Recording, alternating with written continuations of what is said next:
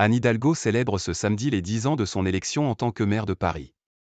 Elle a réussi à augmenter le nombre de logements sociaux et à créer plus d'espace pour les piétons et les cyclistes. Cependant, malgré la vision d'une capitale apaisée qu'elle défend, ses choix en matière d'aménagement, de travaux et d'entretien sont vivement critiqués. Un Paris plus cyclable. Une rue de Rivoli envahie de cyclistes, là où les voitures étaient il y a peu encore reines, le recul de l'espace dédié à l'automobile dans la capitale est frappant. En 10 ans, nous avons aménagé l'équivalent d'un Paris-Bordeaux, soit quelques 500 km de pistes cyclables, se félicite dans le Nouvel Obs la socialiste, élue pour la première fois en 2014, puis réélue en 2020. En incitant les Parisiens à prendre le vélo pour éviter la promiscuité du métro, la crise sanitaire a donné un coup d'accélérateur. Depuis qu'il y a les pistes cyclables, se balader à Paris en vélo, c'est génial, juge David da Silva Frade, un consultant de 41 ans. Mais ces aménagements sont loin de faire l'unanimité, comme la piste de la rue de Vaugirard, tant sur le processus de décision que sur les choix finaux.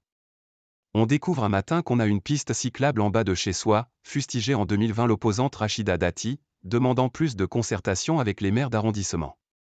Pierre, chef de projet dans l'industrie âgé de 34 ans, déplore que les pistes cyclables neuves soient construites en dépit du bon sens, trop petites dès la conception, sans prise en compte des courbes de virage ou des carrefours.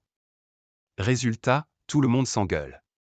En provoquant ce chaos des déplacements, Hidalgo a réussi à fomenter la guerre de tous contre tous, tacle l'opposant LR David Alphand. Après avoir obtenu, à l'issue d'une bataille judiciaire, la piétonisation des voies sur berge rive droite, Anne Hidalgo s'enorgueillit aussi de fermer 200 rues à la circulation pour laisser plus de place aux piétons. Si les transformations sont bien accueillies chez les riverains, nombreux sont ceux qui déplorent des travaux sans fin, parfois refaits d'une année sur l'autre.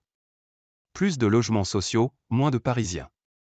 C'est l'autre grand acquis d'Anne Hidalgo, avec de moins en moins de friches disponibles, la mairie a réussi à atteindre fin 2023 le seuil de 25% de logements sociaux imposé par la loi SRU.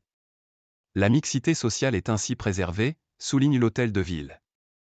Mais cela n'a pas empêché plus de 120 000 Parisiens, sur 2,1 millions d'habitants désormais, de quitter la capitale en une décennie.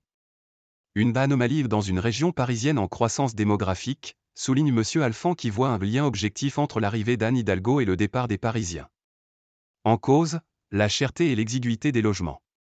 Forcée de trouver une parade, Anne Hidalgo se félicite désormais de la dédensification de sa ville, une nécessité pour mieux vivre à Paris. Chute de la natalité, augmentation du nombre de séparations, vieillissement de la population, son premier adjoint Emmanuel Grégoire, qui espère lui succéder en 2026, met lui en avant des phénomènes démographiques frappant Paris avant le pays tout entier.